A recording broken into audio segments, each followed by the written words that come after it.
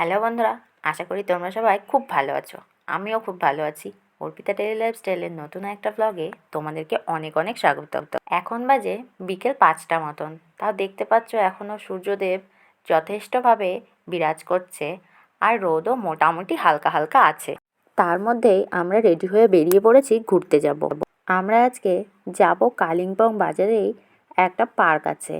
দিদি কদিন ধরেই বলছে যে পার্কটা নাকি খুব সুন্দর বানিয়েছে, সন্ধ্যাবেলা নাকি ভীষণই সুন্দর লাগে। আর দেখো আমরা একটুখানি হাঁটার পরে গাড়িও পেয়ে গেছি, আমাদের আর কষ্ট করে হেঁটে হেঁটে যাওয়া লাগবে না। দেখতেই পাচ্ছ আমরা চলে এসেছি কালিম্পং বাজারে। আর আজকে যেহেতু রবিবার, সেই জন্য বেশিরভাগ দোকানপাটই এখানে বন্ধ থাকে। আর এই হচ্ছে পার্কের রাস্তাটা। পার্কে ঢোকার আগেই দেখা মিলে গেল ফুচকার, কিন্তু এখানে ফুচকা খেতে খুব একটা ভালো লাগে না, কারণ আমাদের ওখানকার মতন এখানকার ফুচকা অতটা টেস্টি নয়। দেখো এদিকে তোরসা আমাকে টানতে টানতে নিয়ে যাচ্ছে।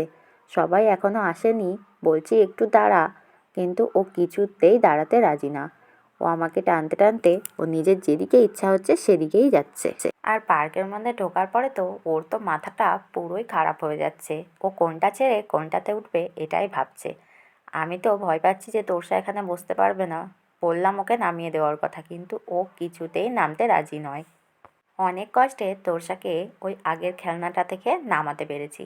নামিয়ে যাই হোক, এটা ফাঁকা ছিল তাই ও এটাতেই বসে গেছে। তবুও দেখো ও আমাকে ওই দিকেই দেখাচ্ছে, ওই দিকেই যাবে। সবাই দেখো ওইদিকে চলে গেছে, কিন্তু তোরসা কিছুতেই যেতে চাইছে না। ও বলছে এখানেই ওই খেলনাগুলোতে উঠবে, কিন্তু সবাই ওদিকে গেছে, আমি আর ওখানে থেকে কি করব।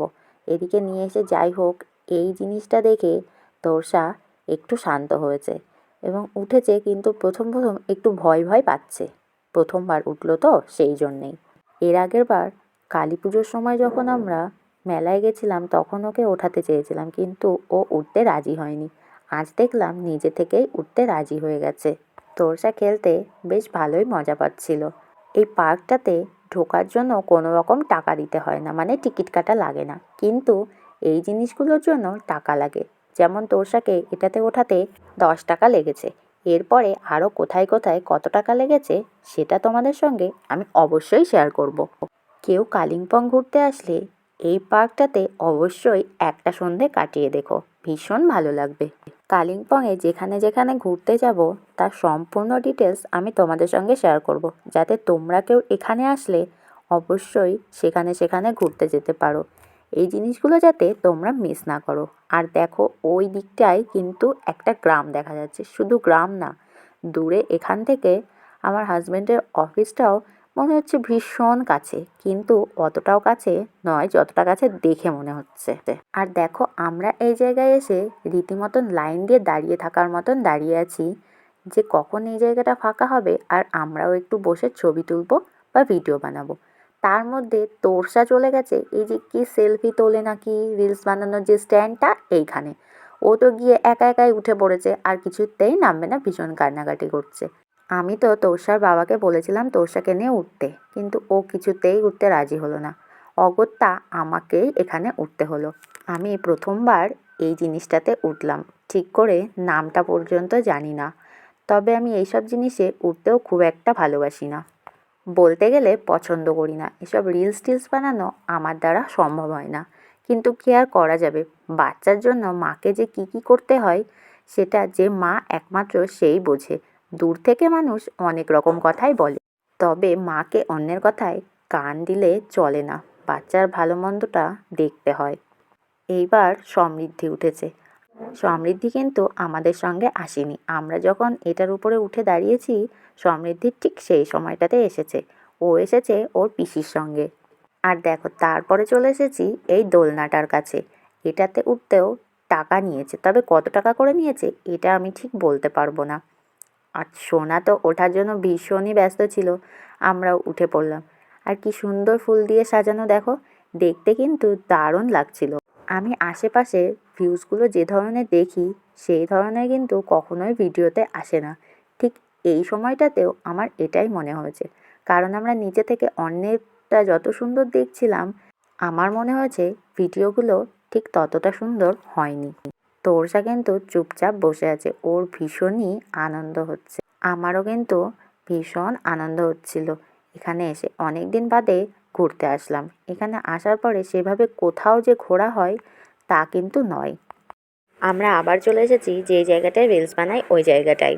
আর তোরসাকে কিনে দিয়েছি এখান থেকে 1 প্যাকেট বাদাম, ও ওটাই দাঁড়িয়ে দাঁড়িয়ে খাচ্ছে। আমাদের আবার এইখানটায় আসার কারণ হচ্ছে দাদা আর দিদি বলল এটাতে একটু উঠবে, তাই জন্য আমরা আবার এখানেই চলে আসলাম। আমার মতোই দিদিও কিন্তু ভীষণই লজ্জা পাচ্ছিল, কারণ দিদিও প্রথমবার উঠেছে এটাতে। আর এই দেখো এই জায়গাটা কি সুন্দরই না লাগছে, ঝর্ণার জল পড়ছে, তার উপরে কালারিং লাইট জ্বলছে।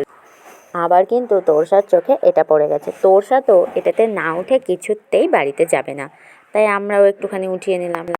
সোনা কিন্তু এটাতে উঠে ব্যথা পেয়েছিল। ওর পিছন থেকে অন্য আরেকটি বাচ্চা এসে গেছিল, তার জুতোতে সোনার মাজায় সামান্য একটু ব্যথা লেগেছিল। তারপরে দেখো আরও একটা খেলনায় তোরসা উঠে পড়েছে। এখানে তো আবার একটা দিদিও পাতিয়ে নিয়েছে, যে ওকে কোলের মধ্যে আগলে নিয়ে বসে আছে। এটা দেখে আমরাও নিশ্চিন্ত হলাম যে ওর কোনো পড়ে যাওয়ার ভয় তো নেই। অনেক ঘোরাঘুরি হলো, এইবার বাড়ির দিকে যেতে হবে। তার আগে কিছু তো খেতে হবে। আমরা কিন্তু কোনো রেস্টুরেন্টে যাইনি খেতে, এখানে যে ঠেলাগুলোতে খাবার বিক্রি হয় সেইখান থেকেই খাবার খাবো, বাড়ি থেকেই ঠিক করে এসেছিলাম। এখানে বেশ অনেক রকম কিছুই বিক্রি হচ্ছিল, কিন্তু আমার খেতে ইচ্ছা হয়েছিল চাউমিন, আর দিদি বলেছিল চিকেন ললিপপ, তাই চাউমিন আর চিকেন ললিপপ দুটোই খাওয়া হয়েছিল। দুটোই খেতে ভীষণ ভালো ছিল। ভিডিওটা আর বড় করব না, এমনিতেই আজকের ভিডিওটা অনেক বড় হয়ে গেছে। ভালো লাগলে অবশ্যই লাইক কমেন্ট শেয়ার করো, আর আমার চ্যানেলটিকে ফলো করতে ভুলো না। আজকের ভিডিওটা এখানেই শেষ করি।